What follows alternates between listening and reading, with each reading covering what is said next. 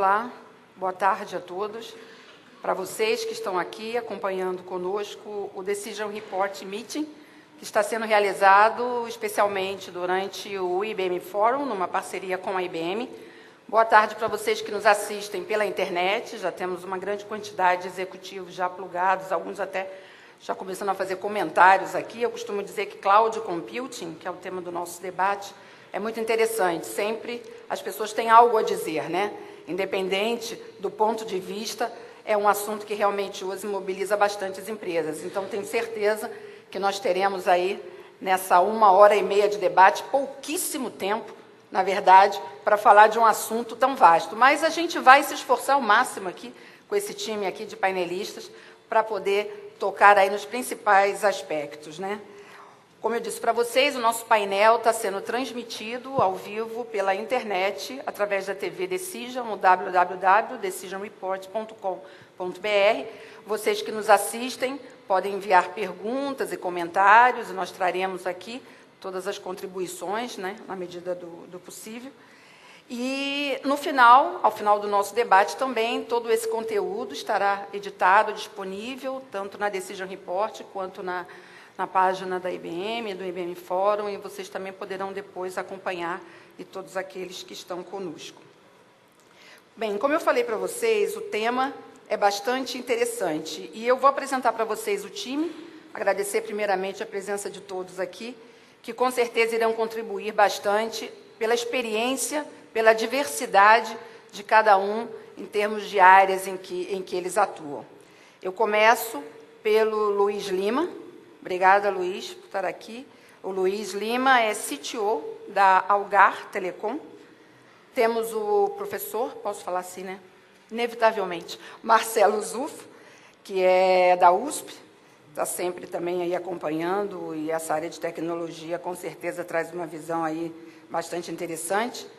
O Jair Becker, que é diretor de TI da Agrofel, representando aí, né, o nosso mundo usuário. O Fernando Belfort. O Fernando é analista de mercado da Frost & Sullivan. Obrigada. E aqui ao meu lado, o José Spagnolo, acertei? Espanholo? De Spa, ficou bem mais fácil, gente, fala sério. O Spa está bem mais fácil. E o Spa é diretor de Cloud Computing da IBM Brasil. Como eu falei inicialmente para vocês, esse tema ele é muito interessante, mas, ao mesmo tempo, muito vasto, com diversos aspectos a serem discutidos.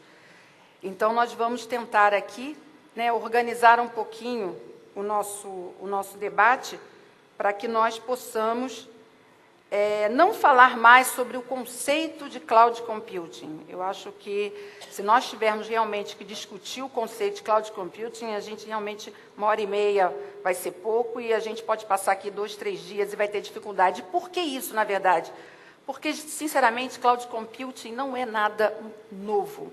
Quem está há algum tempo na área de tecnologia da informação sabe que, nessa área, as coisas, os processos e a tecnologia, ela evolui.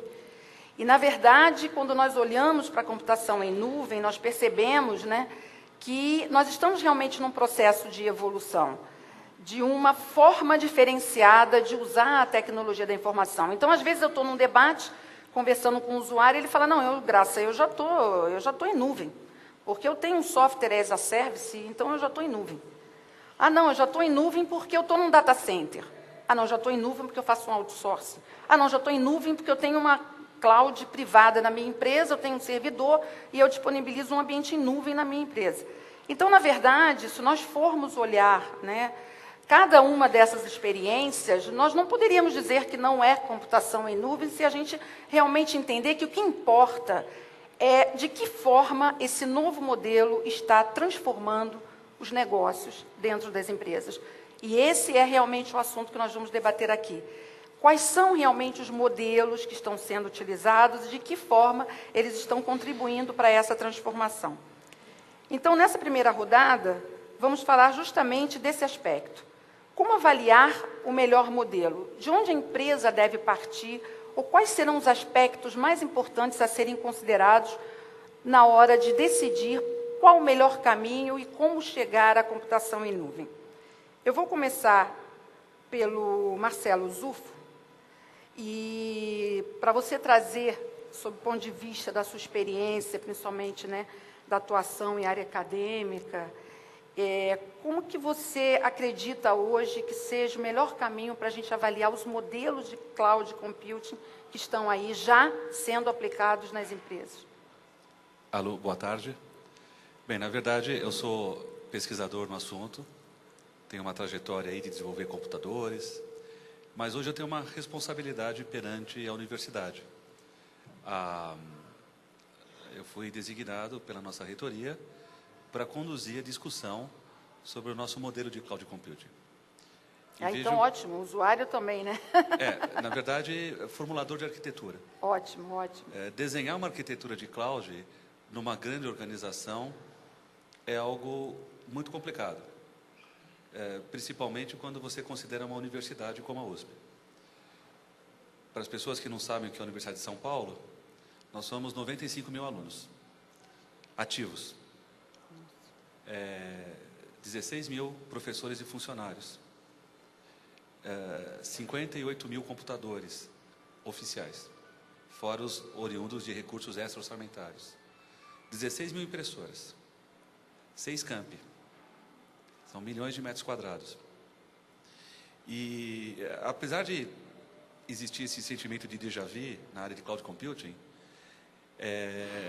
numa universidade com tanta diversidade como a nossa, é fantástico você juntar. Nós não conseguimos juntar as nossas 70 faculdades, então nós montamos um grupo que envolve hoje 20 faculdades, muito diversas, desde professores da filosofia até medicina. Então, assim, não há mais discussão. Nós vamos para o cloud. Nós já estamos no cloud. Agora, numa grande corporação, como é a USP, é um mega processo humano. Nós temos que movimentar lá, além dos nossos frequentadores, convido todos vocês a conhecer as atividades dos nossos campi. Nós vamos envolver uma massa que envolve mais de 300 mil pessoas, no total. Pessoas diretas ou indiretas. Nós temos hospitais, nós temos institutos tecnológicos, nós temos parceiros. E a primeira conclusão nossa, quando nós começamos essa discussão 1 ano e meio atrás, é que cloud não é um problema de tecnologia. A tecnologia é necessária, mas não é suficiente para você resolver seus problemas de cloud. Então, para nós é um problema de gestão. E existem vários domínios da gestão que têm que ser considerados. Como nós vamos ensinar melhor? Como nós vamos pesquisar melhor? E como nós vamos oferecer os serviços que a gente presta à comunidade de forma melhor.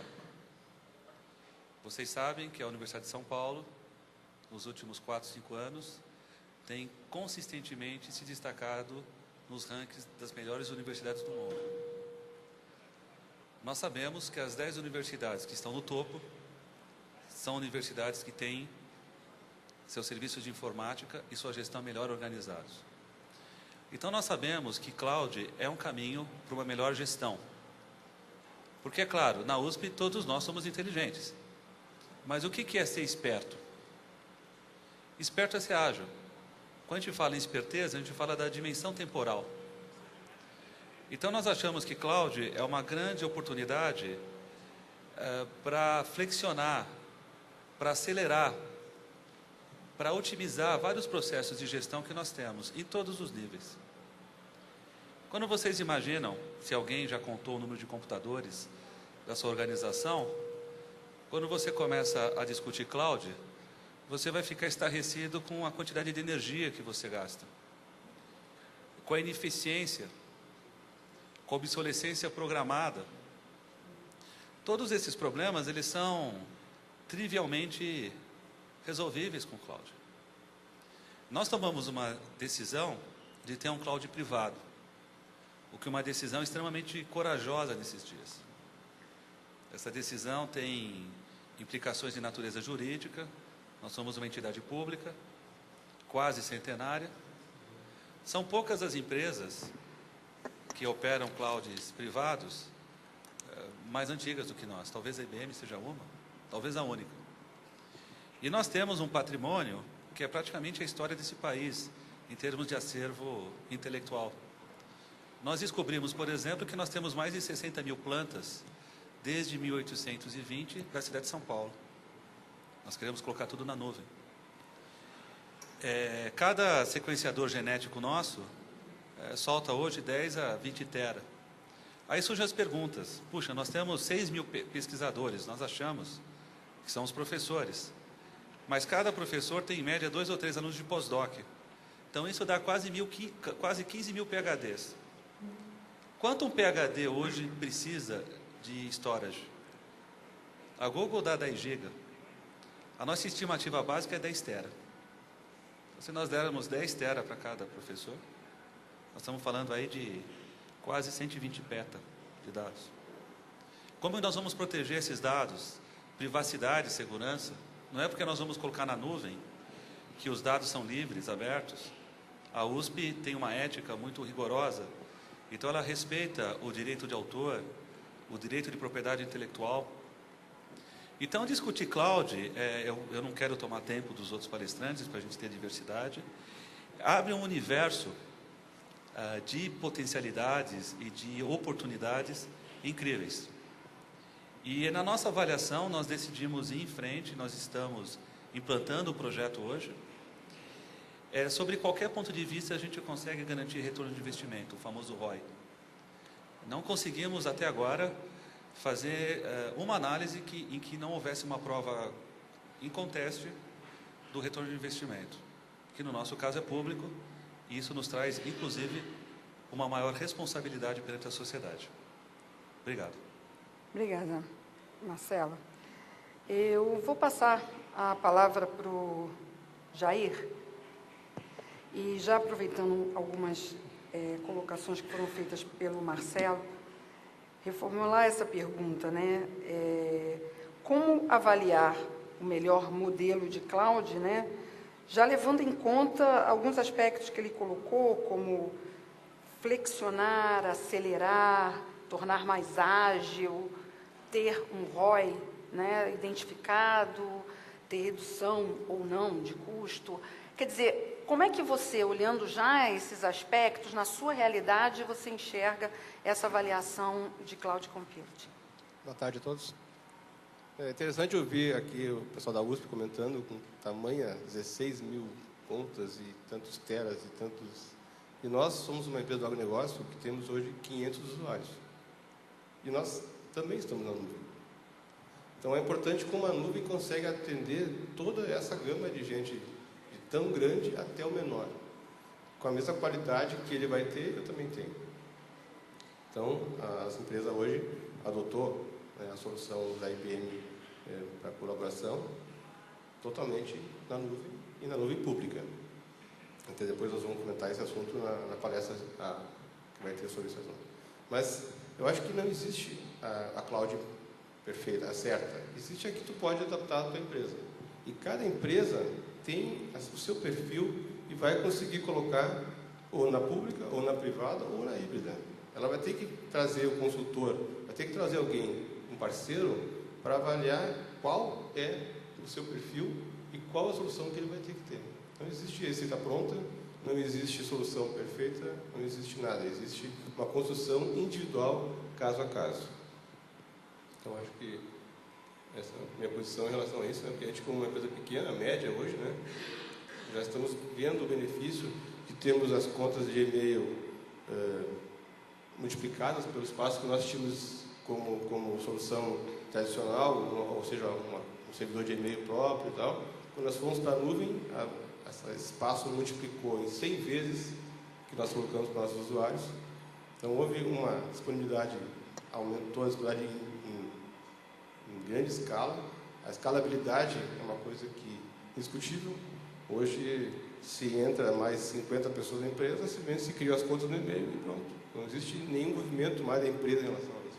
Então, a cloud traz isso para dentro da empresa, um descolamento da preocupação de entregar serviço, que é entregue para alguém que proporciona esse serviço. Bom, uma experiência, né, trazida de cloud privada, uma experiência de cloud pública.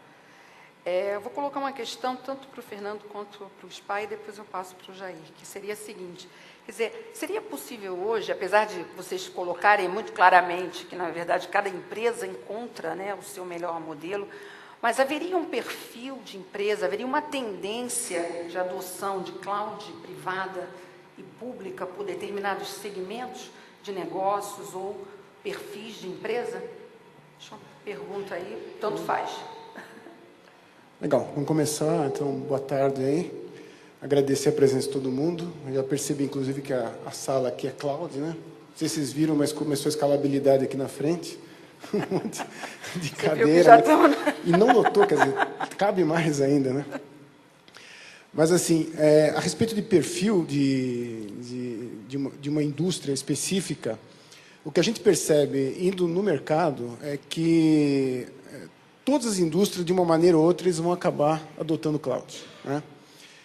A gente não percebe que alguma indústria não vá, num futuro próximo, se interessar ou pelo menos experimentar.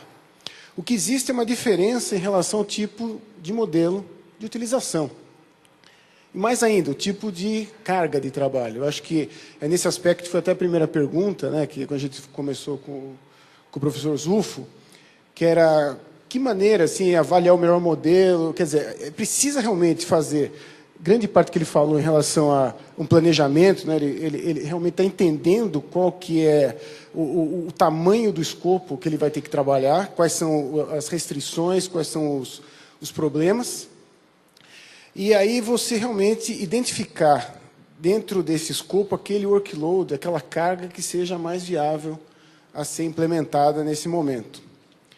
Eu acho que o Jair também falou um negócio interessante, que vai nesse aspecto, que é a história de não existe um único modelo, um one size fits all, né? Uma única cloud que se preste a atender todo mundo. Quer dizer, aquela história de falar, olha, eu tenho cloud, substitui o que você tem aqui, vai funcionar. Não, o cara realmente precisa de um período de planejamento, ele precisa entender qual que é o objetivo dele com a cloud, para poder realmente atuar.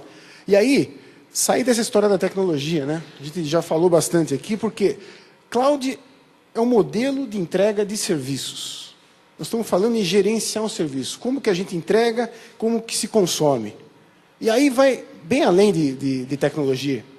Nós estamos falando de processo, nós estamos falando da parte de segurança, até da parte jurídica, né? Que vocês comentou aqui da parte jurídica. Muitos clientes nossos falam do Patriotic Act americano.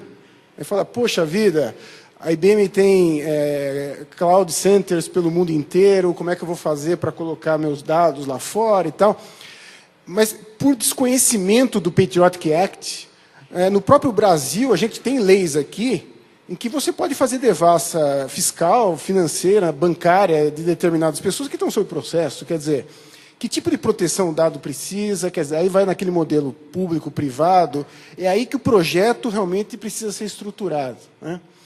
Então, assim, é toda uma maneira de você planejar, de você se estruturar para atender e, praticamente, eu como trabalhando já há tanto tempo na área também, percebo que não depende da indústria. Isso vai ser assumido por todos.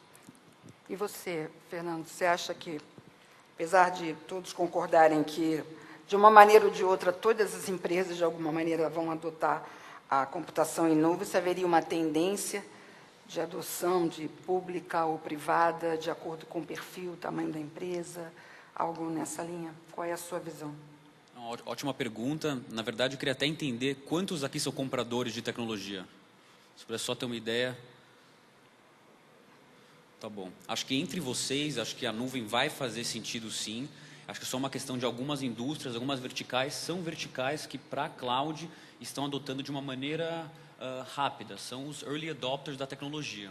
Os outros segmentos virão também. Então, acho que tudo que foi falado aqui, que realmente é uma tecnologia, uma arquitetura que faz sentido para diferentes portes de empresas, diferentes segmentos, a gente concorda completamente. A Frost estuda esses mercados em diferentes regiões do mundo e a gente vê realmente que alguns segmentos estão realmente adotando de uma maneira um pouco mais rápida, mais os grandes bancos e grandes empresas de segmentos que normalmente demoram um pouco a mais para adotar esse tipo de tecnologia também irão adotar ao longo dos próximos 2, 3 anos aqui no Brasil. E é uma tecnologia muito nova. Acho que o mais interessante sobre essa tecnologia eu nunca vi uma tecnologia que conseguiu juntar numa mesma sala um diretor jurídico, o CEO, o CIO e o CFO de uma empresa. Então é impressionante como cada vez mais não estamos falando sobre uma tecnologia, estamos falando sobre uma oportunidade de empresas ganharem agilidade, que no final das contas é uma questão de ganhar uma vantagem competitiva em seus mercados de atuação. Então, na verdade, muito se falou sobre agilidade, sobre vantagens realmente de custos, mas é realmente uma questão de uma empresa conseguir usar uma arquitetura para ganhar share, aumentar suas receitas, diminuir os seus custos, porque no final das contas as empresas estão aqui para aumentar os seus lucros. Eu acho que cloud é uma tecnologia que está totalmente alinhado com esse objetivo essencial de uma empresa, que é realmente maximizar seus lucros. Bom, Luiz, você ficou por último, né, nessa primeira rodada, e eu acho interessante porque diversos aspectos já foram colocados aqui. A nossa pergunta, voltando lá à primeira questão, né, como avaliar o melhor modelo, e nós já vimos até experiências aqui de como que se chega, né, a pelo menos ao modelo mais viável, mais adequado. E na sua visão, como é que esses aspectos já foram levantados aqui, estão sendo tratados por vocês na Algar? Bom, primeiramente, obrigado à IBM pelo convite. Um prazer estar aqui em nome do Algar Telecom, empresa do Grupo Algar. Nós somos uma operadora de telecomunicações há 58 anos aqui no Brasil, né? E vivemos em vários cenários de telecomunicações do Brasil, entre o cenário privado, estatal, privado novamente, etc. Então, a gente tem que se reinventar todos os dias para continuar competindo com os grandes players do mercado. Eu vejo que esse aqui não deveria ser um debate tecnológico. Isso aqui é um debate de oportunidades, né? Na verdade, a tecnologia por si só, ela é para viabilizar ideias e negócios. E nós, enquanto uma operadora de telecomunicações, nós temos os dois lados da moeda. Nós somos uma empresa que precisamos viabilizar o nosso negócio, e para isso temos que olhar de uma forma muito abrangente os benefícios e o modelo que será adotado na própria Algar, na Algar Telecom, né? Provavelmente deve ser um modelo híbrido, né, no nosso caso, efetivamente, mas nós temos mais de 1 milhão de clientes, que também têm as suas empresas, os seus mercados de pequena e média empresa, os mercados corporativos, etc. Eu vejo que para as operadoras de telecom é importante entrar nesse setor, não tem como estar fora desse setor. Então, efetivamente, nós temos que gerar as oportunidades, tanto de negócio para a empresa telecom, bem como para os nossos clientes, no sentido de propiciar aí melhores oportunidades, margens melhores, velocidade, se tornarem mais competitivos, né? Então, eu vejo claramente uma grande oportunidade. Acho que nós estamos passando por um outro salto tecnológico. Como você disse, não é uma questão de tecnologia por si só, muita gente aqui já conhece isso há muito tempo, mas efetivamente as coisas começaram a se transformar nessa área e se efetivarem. Não tem aqui, vamos adotar? Não é essa a pergunta. A pergunta é em que momento nós vamos deixar de pensar em cloud e pensar puramente em negócio, né? Porque cloud efetivamente já está internalizado dentro das organizações. Ok, bom, depois dessa primeira rodada, onde a experiência, né, e a visão de cada um de vocês já foi colocada, vamos dividir um pouquinho aqui o nosso debate, começando pela questão da cloud pública, né? Alguns desafios na questão da cloud pública, mesmo aqueles que optaram pela cloud privada, acredito que sempre quando você opta por um caminho, o outro pode ser considerado, pode ser avaliado. E algumas questões se impõem na opção de uma cloud pública, né? E alguns desafios também. Então, eu gostaria de passar para um segundo momento do nosso debate, onde a gente poderia fazer um exercício de olhar um pouco, né? Ok, todos, de alguma maneira, vão implementar cloud. Mas as empresas que partirem para o modelo de cloud público, por exemplo, quais Quais são os desafios? O que você precisa ser levado em consideração? Na hora que você optou por uma cloud privada e não pública, por quê? Por que optou pela privada e não pela pública? Você que optou pela... Enfim, vamos avaliar um pouquinho esses aspectos para a gente tornar um pouco mais a visão de cloud um pouco mais prática aqui no nosso debate. Então, falando de cloud pública, né? O porquê e quais são os principais desafios da adoção da cloud pública? Quem gostaria de começar falando um pouquinho sobre isso? Senão eu delego, né? Eu costumo colocar, se ninguém se manifesta, eu aponto. Posso começar, então? Por favor. Vamos aqui. Eu acho que a grande decisão de escolher entre pública e a cloud privada é em relação aos serviços que a gente está pretendendo fazer. Porque no momento que a cloud pública, quem controla a gestão de mudanças desse aplicativo, está na mão do fornecedor. E a gente, como cliente, tem que se adaptar ao momento que ele vai parar o serviço. Ele vai dizer, a partir de amanhã, às 16h, não tem serviço por 1 hora. E nós, como clientes, temos que acatar isso, não temos como mudar isso. Então, nesse momento, alguns serviços não podem estar na cloud pública, porque eu não posso que pare às 16h no sábado. Então, essas são determinações que a gente, como cliente, teria que optar em escolher, né? Na cloud privada, eu tenho o controle disso, a gestão é minha, eu faço a hora que eu achar que é importante para a minha empresa. Então, daí, a gente acaba separando os serviços que podem estar na cloud pública e quais podem estar na cloud privada. Bom, eu tenho uma visão que essa vai ser uma evolução natural. Efetivamente, a cloud pública ela é economicamente muito mais viável do que uma cloud privada. Esse é, por exemplo, um aspecto que você considera que... Não, não tem nem comparação. É uma questão totalmente diferente. O professor Marcelo aqui colocando a situação da USP é uma coisa. A própria Algar Telecom, com um punhado de serviços essenciais, e o tamanho, e o poder, talvez, de barganha, de compra, é uma coisa. Agora, a hora que você vê o universo de empresas no setor, no mercado, etc., é muito mais viável economicamente você colocar numa cloud pública, principalmente startups que estão começando, e o principal, qual que é o grande motivo das empresas? É foco no negócio principal. A hora que a gente começa a criar a cultura que a gente tem que focar no negócio principal, aí a gente começa a esquecer um pouco essa questão. Porque o resto é o como para você conduzir o seu negócio. Então, eu vejo dessa forma. E eu já comentou sobre a questão de depender lá do fornecedor, etc. Nós somos o provedor de telecomunicações que fornecemos links de altíssima complexidade. Por exemplo, para vocês terem noção, 70% dos links da Bolsa de Valores de São Paulo é da Algar. Que é uma área mais nevrálgica que o setor financeiro, crítica. Você acha que eu posso parar 4 horas da tarde? Mas nunca. Então, essas questões serão evoluídas como um conceito de cloud. Então, esses controles de SLA, segurança, critérios de disponibilidade, etc. Então, isso deve ser totalmente alinhado ao longo do tempo. Eu não vejo muito problema nesse sentido. Gostaria só de complementar algumas coisinhas aqui, né? Que eu acho que a experiência do Jair e os comentários do Lima são realmente imprescindíveis e fantásticos para mostrar uma realidade. Isso é a realidade, o que eles estão falando. Agora, na parte de adoção, onde a gente está discutindo realmente, vamos para a cloud pública, o Jair comentou um pouco a respeito de como eles tomaram essa medida, a gente percebe, nós, IBM, que aquele cliente que já se utiliza de alguma forma de outsourcing, ele já perdeu esse medo, né? Ele já entregou alguma coisa que estava dentro da organização dele para outro tomar conta e percebeu que aquilo funcionou. Então, a gente percebe uma adoção muito maior assim, de realmente trabalhar com cloud pública, aquele cliente que já passou por essa fase.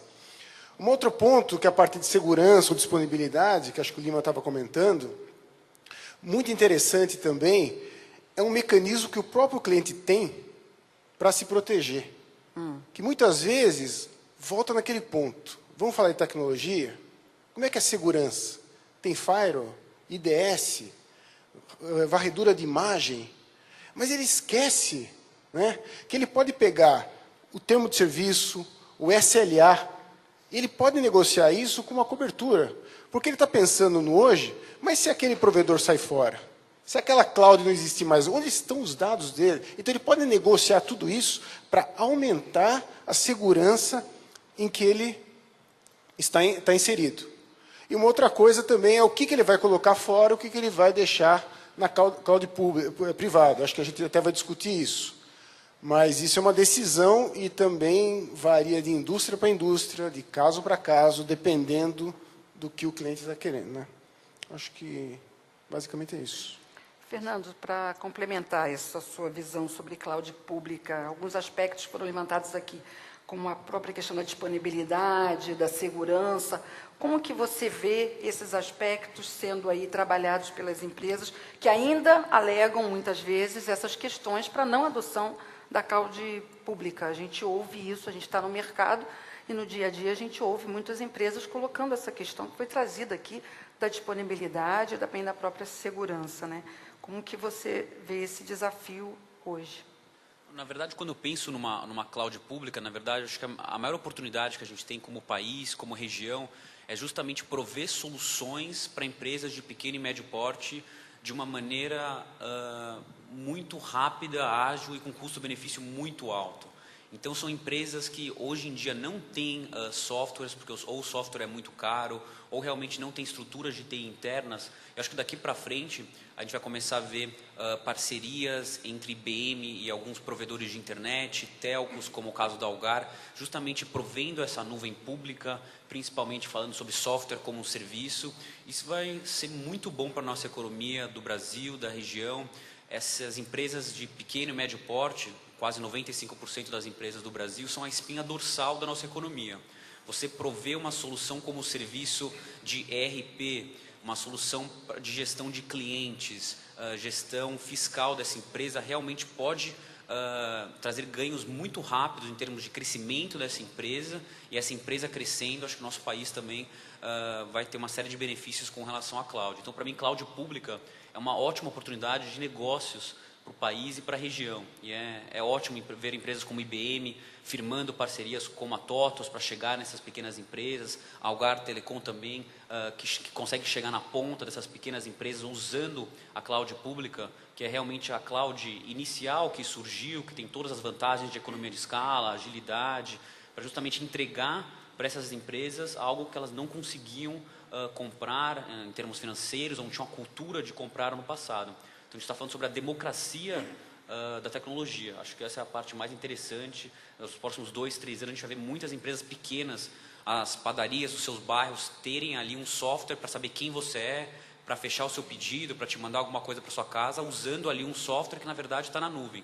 Então, é isso que eu estou esperando aí para os próximos anos.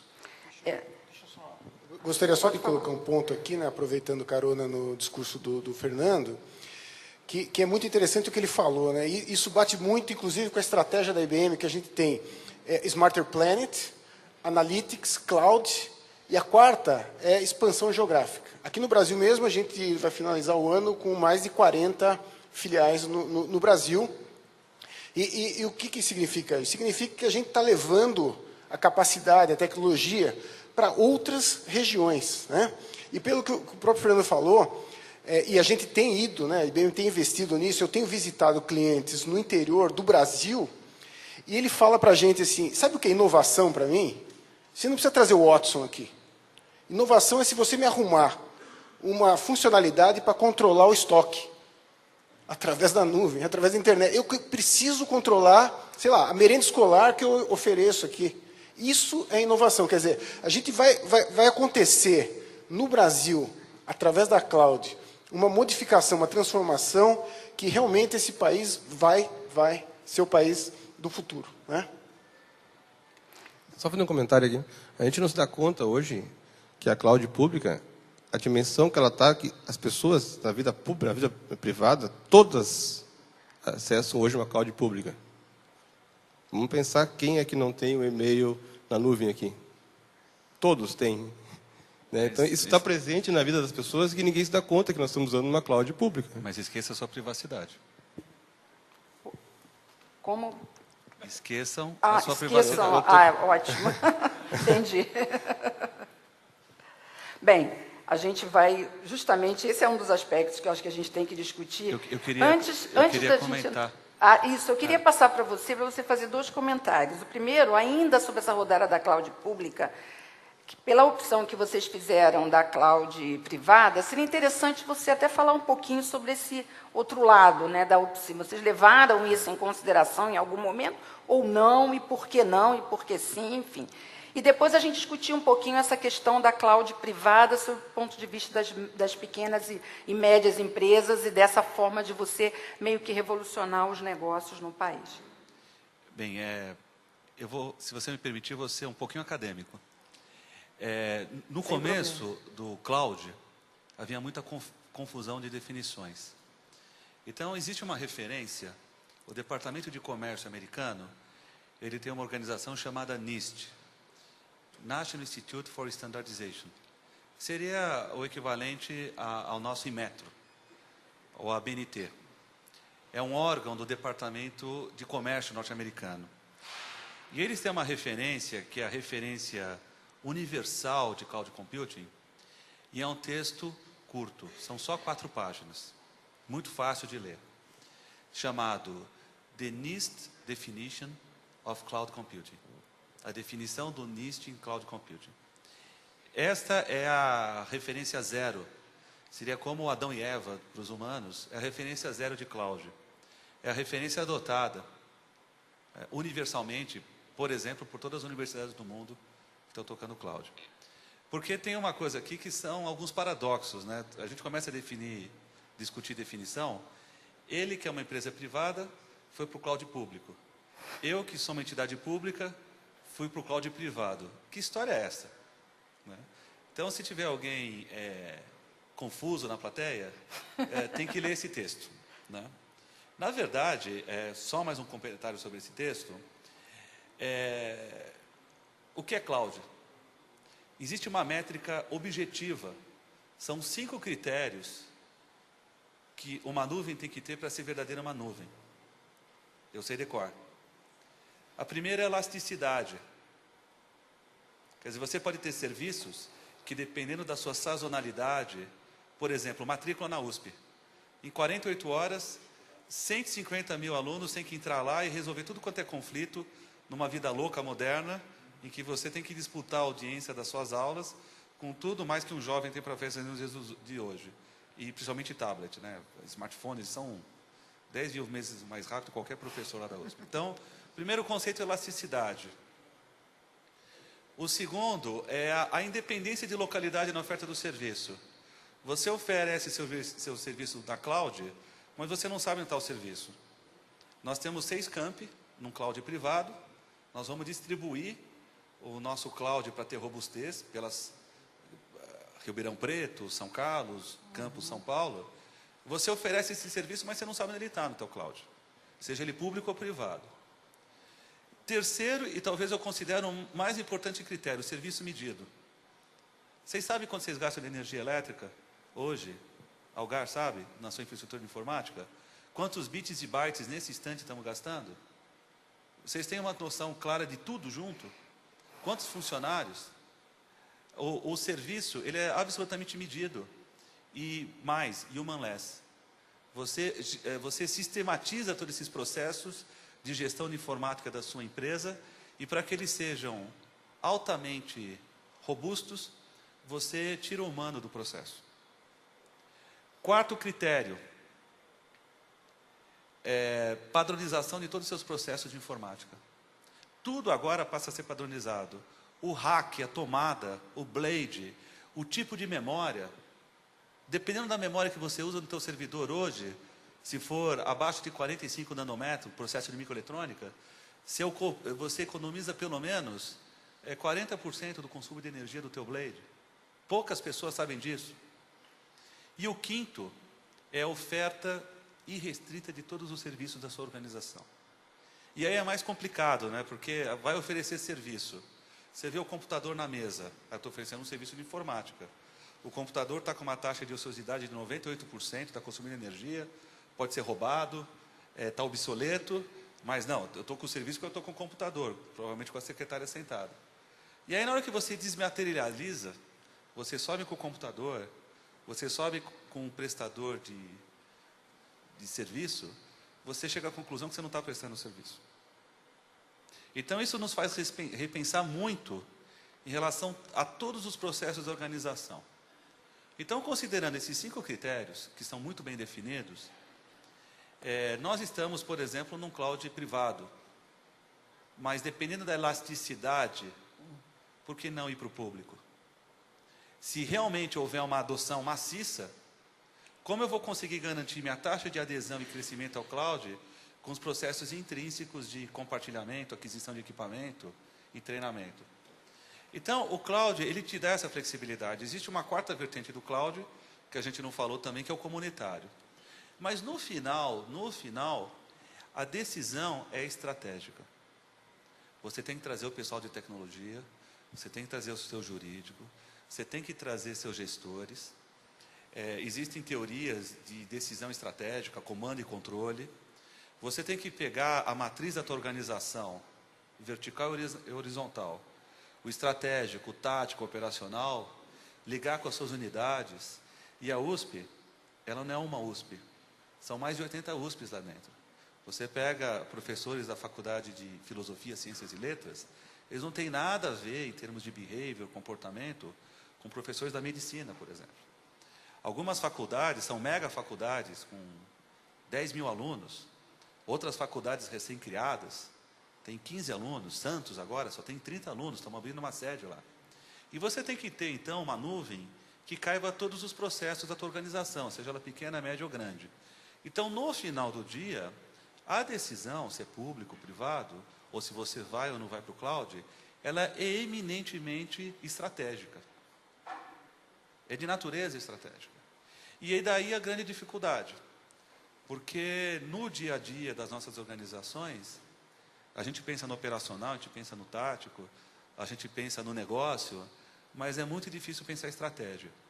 E pensem a USP, por exemplo. Nós temos 80 anos. Uma universidade típica norte-americana tem 300 anos. Nós temos certeza que nós vamos durar mais 80 anos.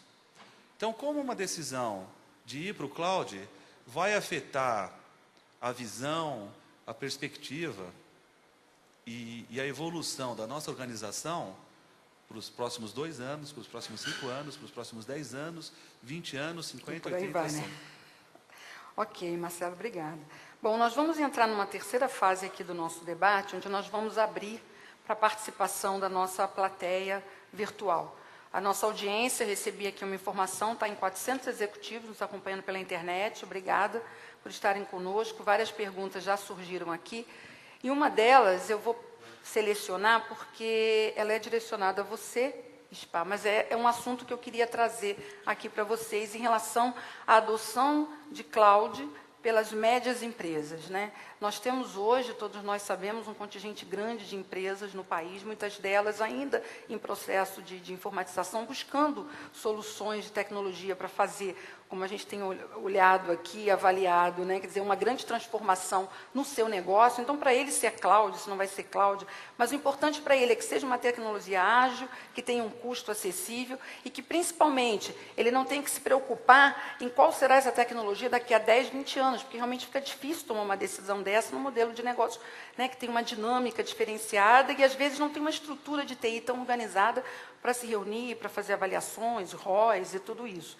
Mas, ao mesmo tempo, a gente percebe também que a adoção do cloud computing nas médias empresas ainda não está acontecendo de uma forma, né, claro, a gente sabe que está em processo de maturação, mas que ainda muitas médias empresas ainda não têm uma ideia, uma noção de como poderia utilizar a cloud computing. Então, olhando sobre esse ponto de vista, onde estaria o desafio para se realmente chegar a esse modelo de negócio para essas empresas, essa pergunta que chegou do Silvio Bonetti Prestes, da Diebold. O Silvio está acompanhando a gente desde o início, mandou também outras perguntas, eu selecionei essa.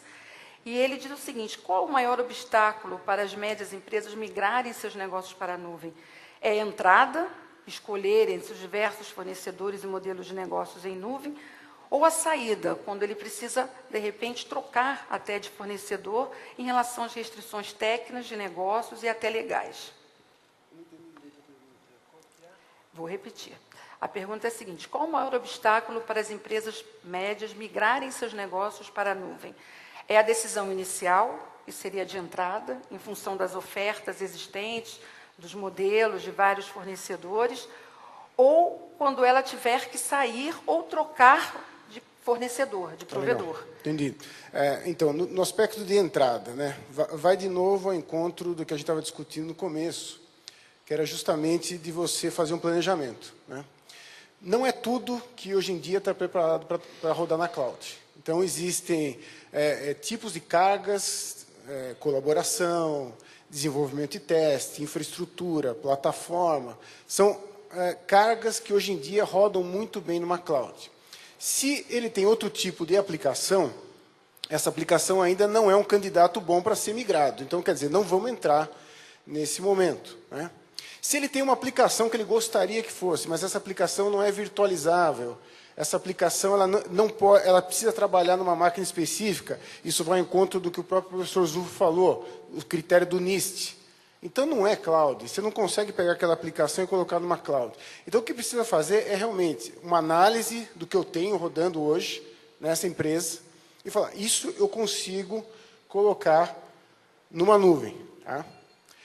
Na parte de saída, volta àquele ponto que eu comentei, en passant, em relação ao Patriotic Act e até sobre recomendações da própria IBM. Né? Esse ano, a X-Force, que é nosso grupo de segurança, todo ano lança um reporte de segurança.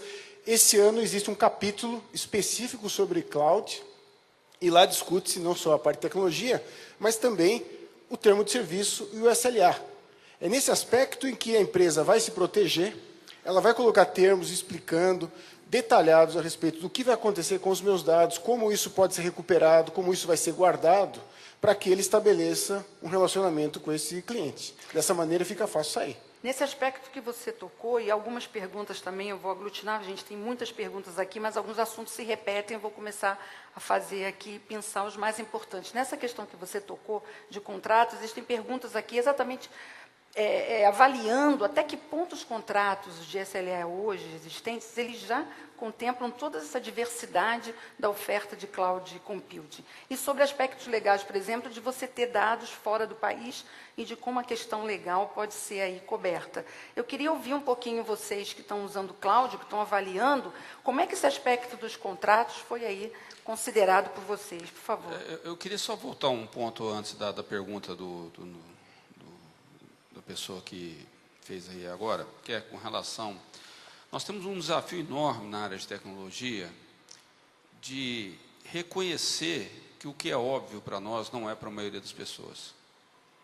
Esse eu acho que é o grande desafio que esse mundo que nós vamos viver daqui para frente vai ter que passar. Imagina um empresário que vende brinquedos. Ele não sabe o que é cloud, o que funciona nisso, o que vai fazer, se vai deixar de fazer. Então, eu tenho certeza que a maioria das pessoas, ou dos empresários, tem muito medo desse negócio. Porque eles não sabem o que nós estamos lidando. Então, eu acho que o grande desafio desse mundo de tecnologia que está do lado de cá, primeiro, é transferir a informação de uma forma clara, transparente, óbvia, né? Que é óbvio para nós, para as pessoas. O conceito de usabilidade, né? Como fazer isso no dia a dia, fazer isso funcionar, sair, entrar, etc. Então, nós temos muitos desafios. Nós vivemos numa cultura de transição. Um dos maiores desafios do mundo de cloud também vai ser a mudança cultural, né? São pontos importantes que nós vamos ter que trabalhar dentro das organizações para que a gente consiga efetivamente atrair as pessoas nesse sentido, né? Então, eu acho que o Zufo foi muito feliz aqui quando ele fala assim, qual que é a minha estratégia de organização? O que eu realmente quero? O resto é consequência disso que eu quero. Então, eu acho que esse ponto é um ponto muito importante para ser trabalhado como um alerta para o grupo que está de cá, né? Eu queria desculpa, tá. Pode falar. Posso falar? Depois eu passo. Só completar essa parte da cultura, né, que eu acho que é realmente importante dentro da empresa, porque a gente começa a executar alguns projetos e se não existirem assim duas coisas, eu acho que são primordiais. A primeira é suporte e sponsor executivo. Quer dizer, o cara que realmente toca a empresa, que lidera a empresa, que dá a estratégia da empresa, se ele não estiver apoiando a iniciativa de cloud, ela não vai funcionar. Porque ela não é de uma área só, né? Ela não é só de suporte, não é só de operação, ela envolve negócio. Ano passado eu falei com 50 CFOs, quer dizer, a gente está acostumado a falar com o CIO, CEO para ver, né? Mas eu falei com 50 diretores financeiros que eles imaginavam, inclusive, usar a cloud como uma ferramenta de fluxo de caixa, para eles poderem estar planejando investimento dentro da empresa, né? E o segundo aspecto é a parte de cultura, onde, quando aparece a cloud, muitos acham que vão acabar perdendo emprego. Então, existe um trabalho muito forte a ser feito para que você aculture essa empresa antes de começar esse projeto, porque senão vai ter sabotador lá dentro, né? Cara que não vai querer que o projeto de cloud vá para frente. Eu queria que o Jair falasse um pouquinho aí sobre alguns aspectos que a gente colocou aqui. Primeiro, essa questão, né, da avaliação da média empresa em relação a começar um serviço como esse, depois ter a garantia de que pode sair, que pode trocar, de que o dado está seguro, se estiver fora do país, que legalmente isso também está coberto e tal. E essa questão que já surgiu aqui, que era um tema que a gente ia debater com certeza, que é a mudança cultural realmente, que é uma nova visão, né, da forma de usar a tecnologia realmente. Então, eu vou tratar um pouco também do SLA, que tu comentaste, né, os contratos com o SLA. Se nós tratar de pequenas e médias empresas, com certeza o SLA, que é dado numa nuvem pública, o serviço, software como serviço, é muito melhor do que eu teria na empresa. Porque para eu garantir um SLA interno com a computação do jeito que eu tinha antigamente, eu tenho que ter profissionais gabaritados, capacitados, e eu não tenho. Então, a capacidade de resolver isso instalada na nuvem, porque ele atende muitos outros clientes, é muito maior do que aqui eu teria como fazer isso. Então, é sempre melhor no caso de pequenas e médias empresas. As grandes já são diferentes, mas as pequenas e médias não têm estrutura para ter um SLA melhor do que é oferecido hoje pela nuvem. E na questão cultural, como é que você sentiu na experiência, né, de implementação de cloud, como é que foi esse desafio para vocês? Na verdade, a nossa primeira experiência foi em 2004, quando a gente... E aí, onde foi realmente o grande quebra de paradigma, quando nós pegamos os servidores todos da empresa e jogamos para o data center. Nesse momento foi quando chegou o dono da empresa e disse, tá, mas agora o que eu faço? Cadê minhas máquinas? Cadê meus dados? Como é que tu vai levar tudo isso embora? Então, no momento que isso, conseguimos romper esse paradigma, agora que a gente foi para a nuvem com o e-mail, ele não perguntou isso. Ele não interessa mais isso para ele. Ele já superou isso. Ele nunca mais viu as máquinas dele. Ele não sabe se é a cloud pública, se está num data center em São Paulo, está no data center no Paraná, nos Estados Unidos. Ele já transformou isso numa coisa abstrata para ele. Ele já tem a tecnologia presente onde ele precisa, e isso é a preocupação da TI, não é dele como empresário. Ele já não quer, ele quer saber resultado e quer saber em relação a investimento, retorno de investimento. É melhor, é mais barato, tem continuidade de negócio? Essas são as preocupações do empresário. E não se isso está na cloud privada, na cloud pública. Então, eu vejo nesse sentido, né? Então, a entrada da empresa, da pequena empresa, da média empresa na cloud, ela se dá, para mim, inicialmente em dois momentos. O primeiro momento é quando ele não tem um serviço e ele quer um novo serviço. Então, nesse momento, ele vai avaliar, bom, para eu montar esse serviço internamente, é muito mais caro, eu vou partir para a nuvem. E o outro momento é quando ele tem que dar um upgrade no serviço dele. Nós temos X equipamentos, precisamos melhorar o serviço. Tu vai avaliar e vai conseguir ir para a nuvem. Fora isso, tu não vai ir porque o investimento de trocar uma coisa pela outra não compensa. Ela só vai compensar quando realmente a gente é necessário que a gente faça uma mudança na empresa. Isso se tratando sempre de pequenas e médias empresas, né? No caso que eu tenho vivido até hoje. Ok, vamos mudar para na verdade, um tema que já foi comentado aqui por vocês, mas eu acho que vale um capítulo aí sobre essa questão. E eu vou selecionar algumas perguntas que chegaram aqui relativas a esse tema. O Carlos Baloc, da Neolog, pergunta o seguinte, como vocês, painelistas, né, veem a questão dos recentes apagões em serviços de cloud pública? Se vocês pensam sobre isso e como que seria essa questão. Outra questão relacionada a aspecto de disponibilidade e segurança é a Karina Queiroz, de Minas, pergunta o seguinte, sabemos que não é possível transferir responsabilidades, mas eu gostaria de entender como a empresa de vocês lidam com a gestão de segurança da informação na questão da administração de cloud, se vocês criaram alguma cartilha para garantir esse aspecto. Depois, bom, enfim, são muitas perguntas relacionadas à segurança, uma delas também do Fabiano Silva, da Smart Hunter, ele pergunta, além do termo de privacidade, né, vocês também podem proteger seus dados na cloud com algum contrato de risco entre quem fornece o serviço de cloud? Também é um aspecto aí interessante que está sendo colocado. E, por fim, uma pergunta que eu acho que é mais para polemizar, que diz o seguinte, não seriam as clouds públicas um paraíso para os hackers? Então, eu gostaria que agora a gente passasse para esse capítulo de quem está já experimentando, enfim, a cloud, como é que levou em consideração essas questões relacionadas a risco, segurança, disponibilidade de serviços, apagões que eventualmente podem acontecer. Quem se aventura nessa questão aí?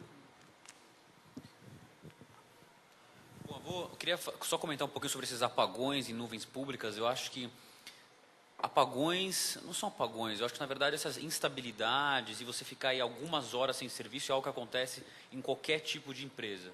Todas as empresas trabalham de uma maneira constante para minimizar essas quedas e minimizar esse downtime por contrato, para os seus clientes ou internamente.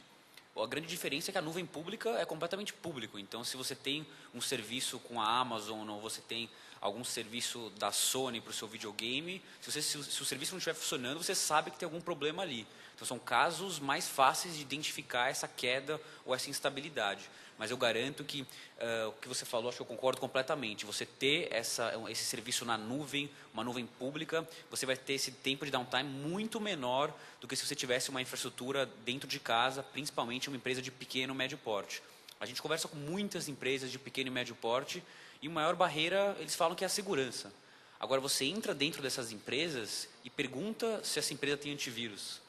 Pergunta se o antivírus está sendo atualizado diariamente, semanalmente. Quais são as políticas de segurança que essa empresa tem. Então, acho que em muitos desses casos, acho que segurança acaba sendo uma barreira fácil de ser mencionada por grande parte das empresas, mas você contratando uma nuvem pública ou privada, sua segurança realmente está sendo muito bem guardada, principalmente contando com empresas sérias, empresas ou globais ou locais com bastante experiência. Então, acho que, de repente, muitas empresas hoje oferecem cloud, mas, a meu ver, aqui no Brasil, das 10 empresas que estão oferecendo hoje serviços de cloud, ou que pelo menos estão comunicando que estão oferecendo serviços de cloud, a meu ver, isso não é cloud. Então, hoje, muitas das líderes de data center, com foco em pequenas e médias empresas, não estão oferecendo cloud, são servidores virtualizados. Então, a gente ainda tem uma evolução para ainda conseguir esses serviços justamente com todas as características que foram identificadas de cloud computing, ou seja, é um utility, usou mais, pagou mais. Você conseguir rapidamente ter escalabilidade, elasticidade, você ter uma transparência para saber exatamente quanto você usou. Então, as métricas têm que estar muito claras. E hoje, infelizmente, algumas das grandes empresas aqui no Brasil não estão oferecendo isso para os seus clientes. Então, a gente tem que tomar muito cuidado e analisar o que é o marketing por trás de cloud, mas o que está realmente sendo entregue para essas empresas. Luiz, queria que você falasse um pouquinho sobre essa questão da disponibilidade, dessa vulnerabilidade, sob esse ponto de vista. Eu sou de um setor de telecomunicações. Recentemente tivemos aí muito comentário na mídia sobre a questão da qualidade das redes, etc. Né? E para o nosso bem, nós passamos ileso aí dessa lista, né? Mas, em suma, dentro da área de telecomunicações, isso é um fator extremamente importante, a questão da alta disponibilidade. Nós trabalhamos com serviços de utilidade pública, né? E que nós temos que ter sistemas que garantam efetivamente a qualidade do serviço e a continuidade do serviço. Até porque somos medidos oficialmente pelos órgãos reguladores, né?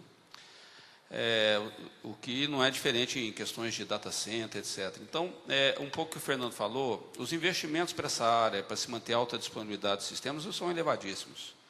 Sistemas de grupo motor gerador, inversores, retificadores, baterias, e etc., sistemas de incêndio, controle de gás, ou seja, são investimentos altíssimos no setor, né? palavra seria forte duvidar, mas que a maioria das organizações, das empresas no Brasil não tem condições de manter isso funcionando dessa forma. Então, eu acredito que, efetivamente, sob essa ótica, as informações estão muito mais seguras dentro de uma cloud do que, efetivamente, nas suas organizações, nas suas empresas, com risco de incêndio, roubo, entre outras coisas mais, além de profissionais habilitados e capacitados para isso. Um ponto aqui que talvez o Zulf pode falar um pouquinho melhor, até ele falou da questão vamos chamar assim, da segurança das informações, de vazamento de informações, etc. Esse é um ponto interessante que a gente precisa caminhar mais, né? Efetivamente, tem um caso interessante que eu fui passar um e-mail para uma pessoa do escritório de contabilidade e ele tinha um e-mail do Hotmail. Aí, a hora que eu fui passar essa informação, eu falei assim, não, esse aqui você vai passar pela NetSite, que é um provedor nosso lá, porque esse aqui, se der algum problema, eu tenho a quem reclamar, né? Enquanto que o do Hotmail não tem para quem ligar, né? Então, assim, vai ter estudo. Nós vamos ter que aprender a lidar com essas questões, mas eu acredito que nós estamos muito mais seguros numa cloud efetiva do que na maioria das organizações dentro do país. Mas alguém, você comentar um pouquinho sobre essa questão, segurança e disponibilidade? Eu estava fazendo uma conta, né? Nós somos 56 mil computadores, nós temos 700 funcionários de informática na USP. Então, dividindo um número pelo outro, cada funcionário na USP, na média, tem que se responsabilizar por 80 computadores, 76. Ou seja, não tem como, tem que ir para a nuvem. Não é possível, quer dizer, se cada funcionário se dedicar meia hora a cada computador, é um mês inteiro para cuidar de todos. E os computadores pifam. Aí é uma excelente situação que você pode usar o serviço de plataforma como serviço, né? Agora, a pergunta polêmica é verdade. O cloud público é um paraíso para o hacker? Qualquer cloud é um paraíso para o hacker. Porque o hacker, quando ele desenvolve o vírus, ele ataca a memória. Aí, se você tem um cloud lá com 30 mil CPUs, o Middle Cloud roda no modo superusuário. Você atacou esse middle, você tem acesso às 30 mil máquinas, né? Aí o hacker vai ter outro problema, é achar que informação ele quer lá dentro, né? Então, assim, esse é o problema clássico da segurança, mas ele está sendo resolvido, tá? Ele está sendo muito bem resolvido, tem técnicas de scrambling, tem várias técnicas que... Mas, enfim, é uma preocupação. Sempre cai de novo na questão estratégica. Tem empresas de empreendedores individuais que têm um potencial de ganho. Eu acho que o cloud, na verdade, quanto menor a empresa, melhor é o cloud. Agora, cai na questão estratégica. Qual que é a criticidade do teu negócio? Quer dizer, a Universidade de São Paulo, cuja função maior na pesquisa e no ensino é conhecimento, e conhecimento é bit e byte, para nós, a gestão da informação, do conhecimento é ultra crítico, extremamente crítico. E aí, a Universidade de São Paulo, ela tem escala. Ela tem uma escala em que, no papel, na conta que nós fizemos, faz sentido ter um cloud privado. Como daqui a um tempo, talvez faça sentido nós termos o cloud privado e público, por causa da elasticidade. O que acontece na hora que todo mundo usa a nossa infraestrutura e não dá para fazer uma licitação? Como é que a gente vai fazer? Então, né? E vocês não esqueçam da famosa lei de Moore, né? Eventualmente, daqui a uns anos, tudo que a gente fala do cloud da USP, da UGAR ou da IBM vai caber no smartphone, né? E aí, como é que fica daqui a 100 anos? Né? Agora, toda essa questão, ela é fruto de uma discussão muito grande. Eu acho que todos vocês, se têm negócios que dependem de um sistema de informática minimamente aceitável, vocês têm que discutir essa questão nas organizações de vocês, conversar sobre o assunto. Eu queria colocar um ponto também de segurança, que volta aquele reporte da X-Force, né? E por anos seguidos, a gente vê as tendências, né? Inclusive tem um mapa genético assim que a X-Force pretende sempre colocar, é de como essas pragas virtuais, como é que isso vai evoluindo, né? A primeira coisa é que a maior ameaça que existe de hacker é dentro da empresa, né? A maior ameaça que tem realmente é o próprio funcionário que acaba roubando algum dado. E depois, é a tendência que a gente percebe do tipo de hacker que está mudando. Né? Antigamente o cara ia lá, roubava o cartão de crédito, fazia compra, não sei o que e tal. Depois veio aquele cara que começou a fazer parte política, né? O Wikileaks é um exemplo clássico disso, né? E agora tem esse pessoal que é fama, quer dizer, eles entram em site, botam a página deles, deixam os bancos fora do ar não sei quanto tempo, Os né? ativistas, né? Ativistas, né? Que uns tiram a roupa, outros tiram a página do ar, né? Então é interessante também a gente se preparar para isso. Você vê que engenharia social não é só de tecnologia que nós estamos falando, mas tudo isso tem que estar preparado. No caso da IBM, a cloud pública, a segurança que a gente oferece para o cliente é a mesma segurança que a IBM usa internamente. E a IBM tem uma tradição, um legado de segurança centenário. Né? Eu queria comentar isso. Essa questão da segurança não é só ameaça, é oportunidade também. Muitos problemas de furto de propriedade intelectual, porque no cloud você tem um recurso da rastreabilidade. Você consegue rastrear tudo que está fazendo, porque você tem toda a infraestrutura na mão. Não tem essa história, roubou o computador, fui mandar um hard drive para um motociclista, caiu no rio, né? Você tem alguns recursos muito interessantes no cloud, de rastreabilidade, de privacidade também. Então, assim, existem os dois lados da moeda. Ao mesmo tempo que tudo isso fica numa memória única, se um hacker atacar, em vez de entrar num computador, entra em 30 mil de uma vez, isso que suscitou o grande debate há 3 anos atrás, né? E a comunidade científica e industrial reagiu de forma muito sólida, né? Muito consistente à resolução desse problema. Você traz também muitas vantagens de segurança. Segurança, principalmente no que diz respeito à integridade, né? Mas você também tem que pensar, e isso eu não falei, o nosso modelo de cloud que a USP percebe, ele é altamente redundante. Nós não vamos colocar todos os ovos na mesma caixa, nós temos 5 campi. Quando a gente fala de cloud privado na USP, a gente pensa até em redundância. Quer dizer, você colocar a mesma informação em vários lugares, porque se cair um avião lá, se pegar fogo aqui, se houver um atentado lá, você tem uma redundância dessa informação. E aí, como você tem a economia de escala do cloud, você tem compras sistematizadas, você compra em volume, os custos para você financiar essa redundância são mais baratos. Agora, existe uma questão de fundo que nós temos que nos preocupar como brasileiros.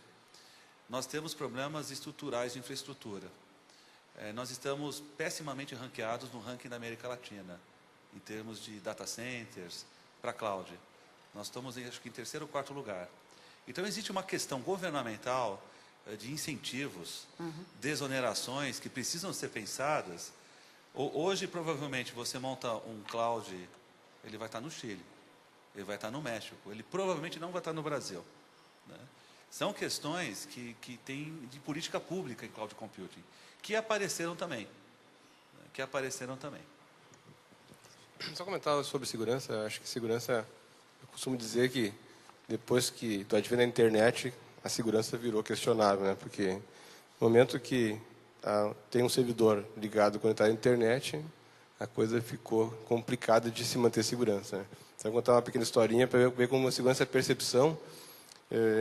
Tinha uma época, tinha um cliente que ele percebeu lá que tinha fraude na empresa dele. Aí ele imaginou, estão mexendo no meu computador. Chegou lá e chaveou a sala do CPD, para que ninguém tivesse acesso.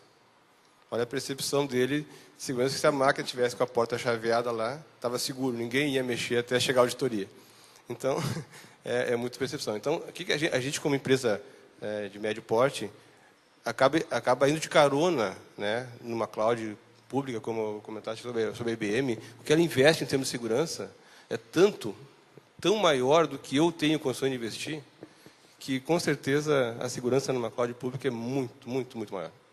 Eu só queria complementar só um ponto aqui com relação ao seguinte: tem que ser empresa séria. Tem que ter. Eu costumo dizer o seguinte: nesse negócio, nós estamos começando ainda, vamos caminhar muito ainda, temos que aprender muita coisa ainda nesse sentido. Mas o primeiro passo, escolher empresas sérias. Empresas que tenham nome, tradição, compromisso, né? Porque a pior decisão do mundo é você tirar o controle da sua empresa e jogar num lugar que você não tem noção se o controle, existe algum controle. Então, um ponto assim, importante que eu gostaria de dizer é o seguinte: procure empresas sérias, né? Eu acho que isso é o primeiro passo, né? Tá, para a gente entrar aí na parte final aí do nosso debate, realmente são muitas perguntas, agradeço bastante a audiência, a colaboração de todos. Está difícil aqui, viu, gente? Realmente está difícil a quantidade de perguntas. Eu falei no início desse debate que realmente Cloud Computing é um tema que tem N aspectos aí a serem discutidos, mas só para a gente não deixar de responder essa questão dos aspectos contratuais, Spa, tem várias perguntas chegando para você, vou trazer uma delas, e a pergunta do José, do diretor de... Não, desculpe, esse você, né, José, diretor de Cloud Computing da IBM, mas a pergunta é do Ney Grando. E o Ney pergunta o seguinte: como ficam as questões contratuais e legais no caso de uma instituição financeira desejar disponibilizar serviços hospedando suas aplicações e bases de dados na nuvem, principalmente se os servidores podem não estar no Brasil? Nossa legislação prevê isso? Como ficam as responsabilidades no caso de indisponibilidade? Quando caso, o sistema, eu queria falar aí, quando o sistema financeiro for para a nuvem, todo mundo vai para a nuvem, que está super seguro. O sistema financeiro, Esse é em o geral, ponto. eles nem se identificam, né? Eles nem falam, mas a resposta é óbvia. A pergunta, com certeza, é de um executivo da área financeira. Não, mas nesse caso é bem interessante, né? A gente tem questões a respeito do ato patriótico americano, que é a maior preocupação deles, porque depois de 11 de setembro, essa lei que foi aprovada, a visão que o mundo tem é que realmente o Obama pode ir lá e pode realmente fuçar tudo que tem e pegar seus dados e tal. Isso não é verdade, isso deve ser realmente pesquisado, analisado, porque existem limites. Os governos, eles, tirando aqueles ditatoriais, aqueles governos que realmente estão... o governo sério, democrático, tem regra, tem lei, tem que seguir isso daí. Isso acontece nos Estados Unidos, acontece no Brasil também. O Brasil também tem leis a respeito de como os dados devem serem protegidos, como eles devem ser classificados e como eles podem ser acessados. Então, tem todo um trâmite legal, jurídico, para que isso aconteça. Um pouco falando do mercado financeiro. Eu não sei se a pessoa ela teve acesso até ao próprio CIAB, né, que foi o Congresso dos Bancos que teve há um tempo atrás. A própria IBM anunciou na CIAB uma oferta, nós temos uma oferta rodando aqui no Brasil, na Cloud do Brasil, que é um banco dentro da nuvem, né? Então, isso é focado para pequenos e médios bancos, em parceria com a SAP, e nós temos um banco Core Banking com todas as funcionalidades que você pode esperar encontrar. Quer dizer, está rodando a nuvem, está com a chancela do Banco Central, quer dizer, a gente está trabalhando de uma maneira a entregar um banco na nuvem com toda a segurança e seguindo a legislação brasileira. Quer dizer, já existe isso no Brasil. Alguém gostaria de comentar esse aspecto? Ajudando o SPA, eu não disse que é impossível. É que existe um processo rigoroso, indo na linha do Lima de seriedade e tal, existem processos rigorosíssimos de certificações, de processos, né? E especificamente no Brasil, nós temos um arcabouço de sistema bancário, né, dos mais sofisticados do mundo. As transações, o brasileiro talvez desconhece, mas a tecnologia do setor bancário brasileiro é extremamente avançada. Sim. E, portanto, extremamente sofisticada em termos de atendimento e de todos os requisitos e certificações necessárias. E aí, para o pequeno e médio, que está preocupado com a sua segurança, sabendo que o sistema bancário está entrando, pode ter certeza, porque os procedimentos de segurança deles são muito mais avançados do que é o típico de se esperar numa empresa de médio e pequeno porte. Ok. Bem, entrando aí como eu falei no último bloco do nosso debate, vamos falar um pouquinho sobre... Já falamos, né, sobre cloud privada e híbrida, mas alguns aspectos mais relativos a essa aplicação. E a primeira questão, e que já surgiram perguntas também relacionadas a isso, é que há uma percepção de que as empresas, em função desses aspectos que nós discutimos aqui, disponibilidade, segurança, elas meio que experimentam a cloud, primeiro no ambiente privado, como uma forma de ter, talvez, aí um controle maior sobre o processo e depois partir para a pública, que seria aquele caminho da cloud híbrida. Vocês acham que esse pode ser, assim, a gente pode considerar que seria um caminho, uma tendência, para as empresas, inclusive, terem uma cultura um pouco maior, experimentar melhor o cloud nesse sentido? É um caminho, Spar? Olha, a gente percebe que existe essa tendência. As empresas que não perderam esse medo de entregar alguma coisa para um terceiro, eles procuram experimentar dentro de casa, né? Um dos campeões desse tipo de iniciativa é desenvolvimento e teste, né?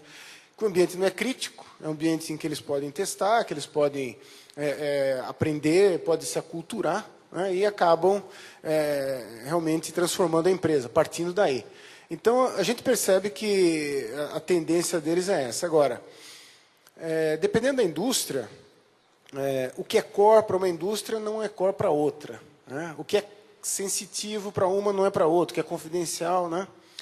Isso me lembra até um livro que eu li, chamado Economics, né, escrito por Don Tapstock.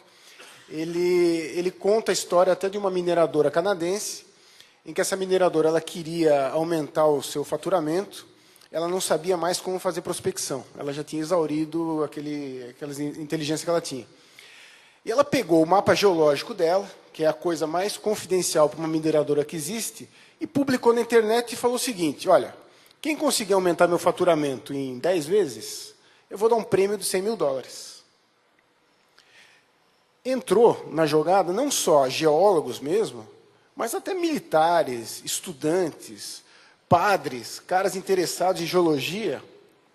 Ela acabou aumentando o valor de mercado dela, que ela pagou $100 mil, mas ganhou tanta informação e conseguiu prospectar tanto que aumentou o valor de mercado dela em $10 bilhões.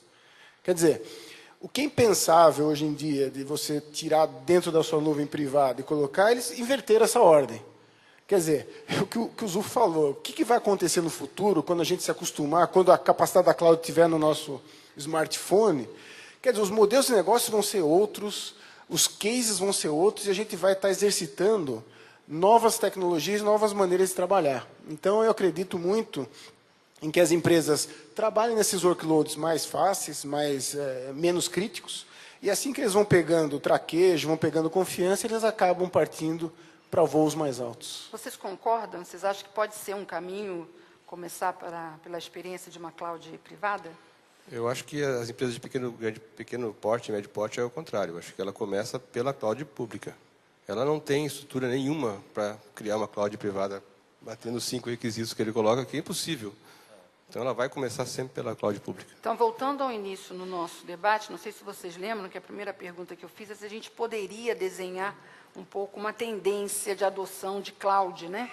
E aí eu acho que, ao longo do nosso debate aqui, a gente está percebendo que, na verdade, né, ninguém aqui vai realmente afirmar isso categoricamente, mas o que a gente observa é que realmente há uma tendência de grandes empresas partirem para a experiência de clouds privadas, em função de já ter até uma estrutura de TI, uma cultura, enfim, e partir como forma de experimentação, e que as médias e pequenas tendem a partir para uma adoção de cloud pública, no sentido de ser mais viável, até por não ter todo esse legado, esse histórico. Acho que isso é uma experiência que a gente pode trazer.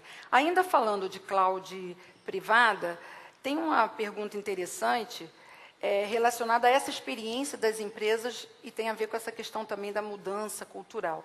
Por exemplo, na implementação de uma cloud privada, como ficam as questões trabalhistas? Ou seja, uma vez que tudo está online 24/7, os colaboradores podem acessar, como, por exemplo, e-mails, sistemas, aplicações, a qualquer momento alegar que ele está em horário de trabalho. Quer dizer, essa questão da cloud pública não vai trazer um impacto muito grande na cultura das organizações?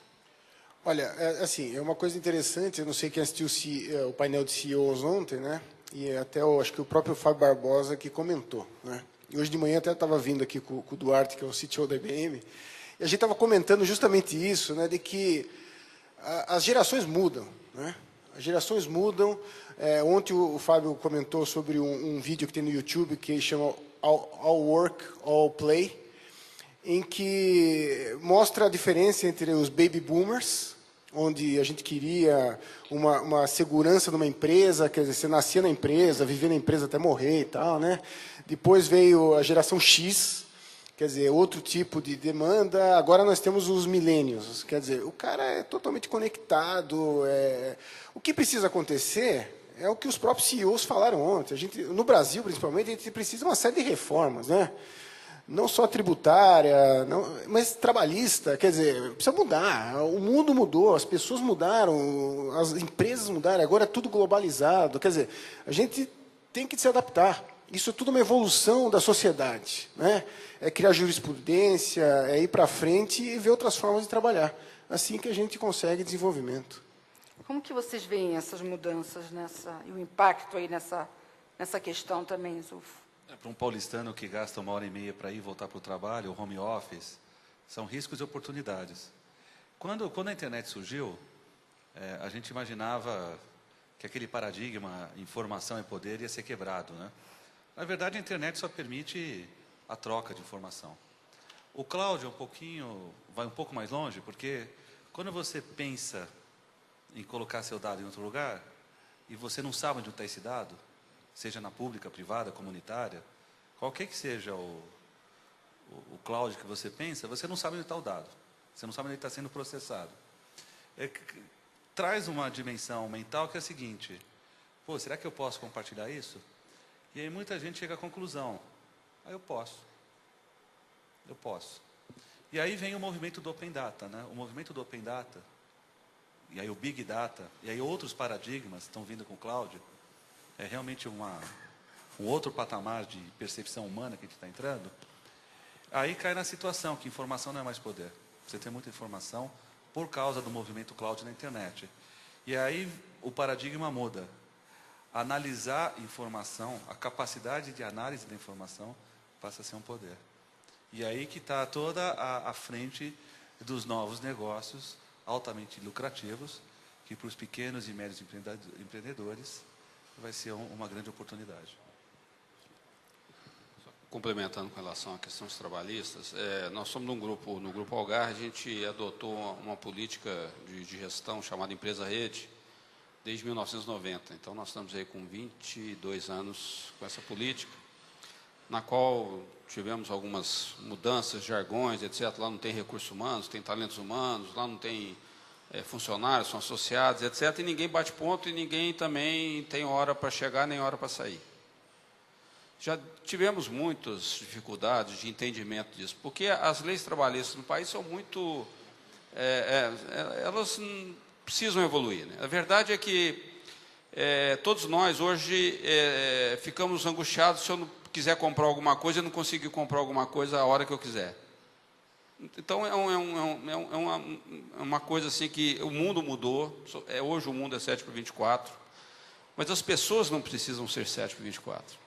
Então, acho que aí é uma questão de como nós vamos adaptar a nossa vida a essa realidade desse mundo. Então, eu acho que isso aí nós temos que estar bastante abertos a isso. E a gente tem vivido 22 anos aí muito bem lá, tá? Nesse sentido. Ok, obrigada.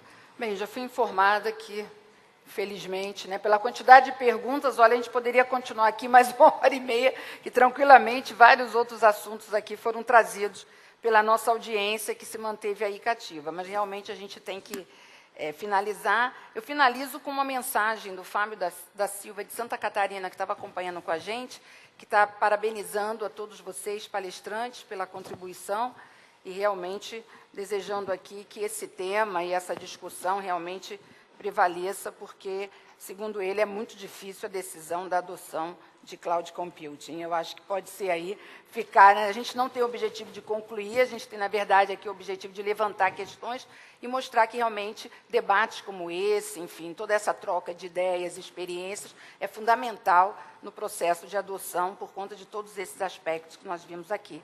Então, gostaria de agradecer a nossa audiência, a vocês que estão com a gente aqui, todo esse tempo também acompanhando presencialmente, aos nossos painelistas também, muito obrigada, e uma salva de palmas aqui para todos nós.